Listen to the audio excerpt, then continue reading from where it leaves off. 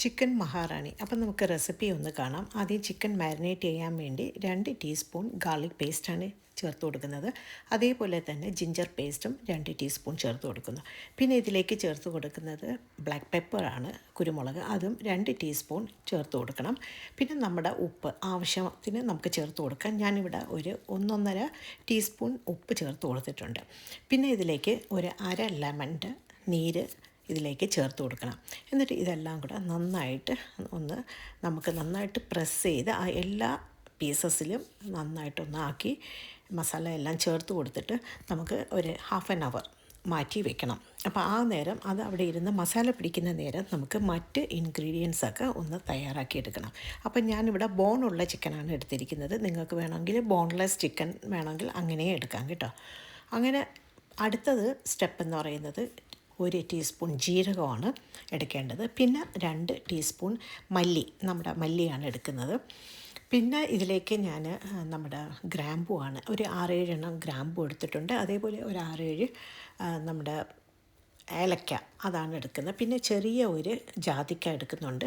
പിന്നെ ഒരു 4-5 വറ്റൽമുളക്, പിന്നെ ഒരു 12 ആൽമണ്ട് എടുക്കുന്നുണ്ട്, 12 കാഷ്യൂനട്ടും എടുക്കുന്നുണ്ട്. പിന്നെ ഇതിലേക്ക് ചേർത്ത് കൊടുക്കുന്നത് കസ്തൂരി മേത്തിയാണ്. ഇപ്പം നിങ്ങളുടെ കയ്യിൽ ഇതില്ല എന്നുണ്ടെങ്കിൽ കസ്തൂരി മേത്തിയുടെ ലീഫ് കിട്ടും, നമ്മുടെ ഡ്രൈ ആയിട്ടുള്ള ലീഫ് കിട്ടും. അത് പിന്നെ നമുക്ക് ചേർത്ത് കൊടുത്താൽ മതി, കുക്കിംഗ് സമയത്ത് ചേർത്താലും മതി. അങ്ങനെ ഇത്രയും ഇൻഗ്രീഡിയൻസും നമുക്ക് ഒന്ന് നന്നായിട്ട് നമ്മുടെ ഒരു ചെറിയൊരു ബൗളിലുള്ള ഒരു ബ്ലെൻഡറിലിട്ട് നന്നായിട്ട് പൊടിച്ചെടുക്കണം. അപ്പോൾ വെള്ളം ചേർക്കാതെ ഇതെല്ലാം കൂടെ ഒന്ന് പൊടിച്ചെടുക്കുകയാണ് ചെയ്യുന്നത് കേട്ടോ. ഇത് ശരിക്കും ഒരു ഇന്ത്യൻ കുക്കിംഗ് ആണ്, നമ്മുടെ മുഗൾ എംപയർ സമയത്തൊക്കെ ഉള്ള ഒരു കുക്കിംഗ് ആണ് കേട്ടോ. ഇത് വളരെ ടേസ്റ്റി ആയിട്ടുള്ള ഒരു കുക്കിംഗ് ആണ്. ഇത് നമുക്ക് നമ്മുടെ അപ്പം, പിന്നെ പൂരി, പിന്നെ അതേപോലെ തന്നെ ബറോട്ട, അതിൻ്റെ കൂടെയൊക്കെ കഴിക്കാൻ ഒന്നാം തരമാണ് കേട്ടോ.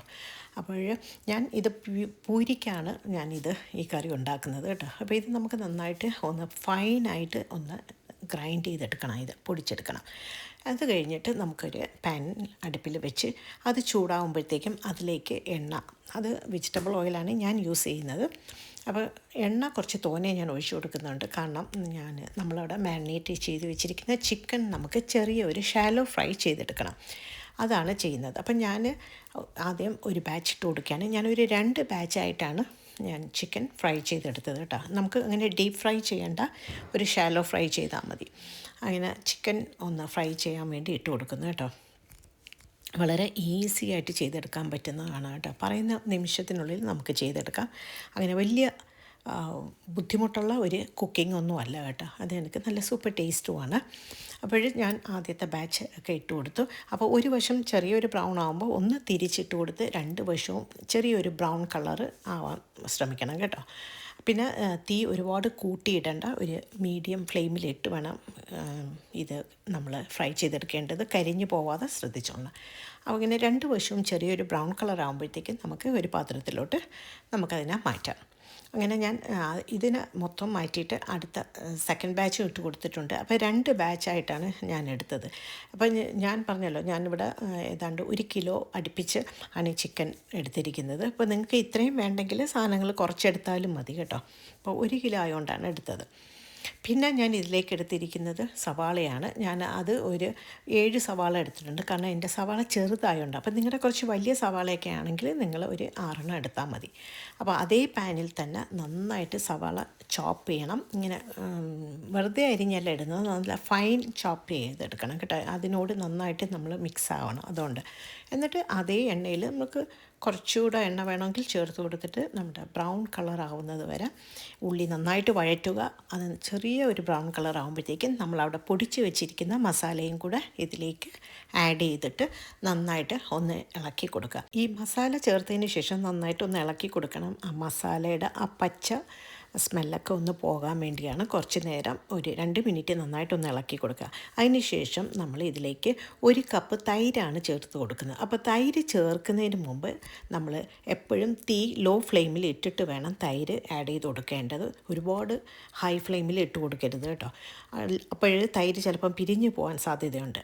തൈരും കൂടെ ചേർത്തിട്ട് നമ്മൾ നന്നായിട്ട് എല്ലാത്തിലും ഒന്ന് മിക്സ് ചെയ്തെടുക്കണം. എന്നിട്ട് നമ്മളവിടെ ഫ്രൈ ചെയ്ത് വെച്ചിരിക്കുന്ന ചിക്കനില്ലേ, അതും കൂടെ ഇതിലേക്ക് ആഡ് ചെയ്ത് കൊടുക്കുക. ചിക്കനും കൂടെ ആഡ് ചെയ്ത് നന്നായിട്ട് ഒന്നുകൂടെ അതിനെ ഒന്ന് ഇളക്കി എടുത്തതിന് ശേഷം ഇപ്പോൾ തന്നെ നല്ലൊരു മണം വരുന്നുണ്ട് കേട്ടോ അതിലേക്ക്. കാരണം നമ്മൾ മസാലയിൽ ചേർത്ത എല്ലാ ഇതും കൂടെ ഇൻഗ്രീഡിയൻസിനും കൂടെ നല്ലൊരു ഫ്ലേവറാണ് കിട്ടുന്നത്. പിന്നെ ഇതിലേക്ക് ആവശ്യമായ വെള്ളവും ചേർത്ത് നമുക്ക് കുക്ക് ചെയ്തെടുക്കണം. അപ്പം ഞാനിവിടെ ഒരു 4-4.5 കപ്പ് വെള്ളം ചേർത്ത് കൊടുത്തിട്ടുണ്ട്.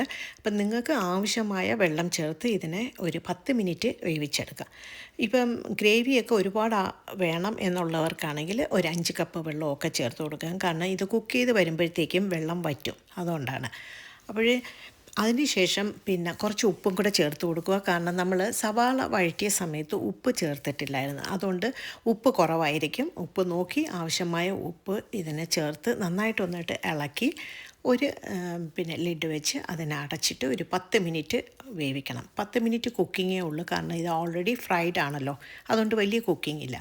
അങ്ങനെ ഒരു 10 മിനിറ്റിന് ശേഷം എടുത്തപ്പോൾ കണ്ടോ നന്നായിട്ട് കുക്കായി അതിൻ്റെ എണ്ണയൊക്കെ മുകളിൽ തെളിഞ്ഞു വന്നിട്ടുണ്ട്. അപ്പോഴത്തേക്കും നമുക്കിതിലേക്ക് കുറച്ച് ക്രീം ചേർത്ത് കൊടുക്കാം. അപ്പം ഞാനിവിടെ ലൈറ്റ് ക്രീമാണ് ചേർത്ത് കൊടുത്തത്, നിങ്ങൾക്ക് വേണമെങ്കിൽ ഹെവി ക്രീം ചേർത്ത് കൊടുക്കാം.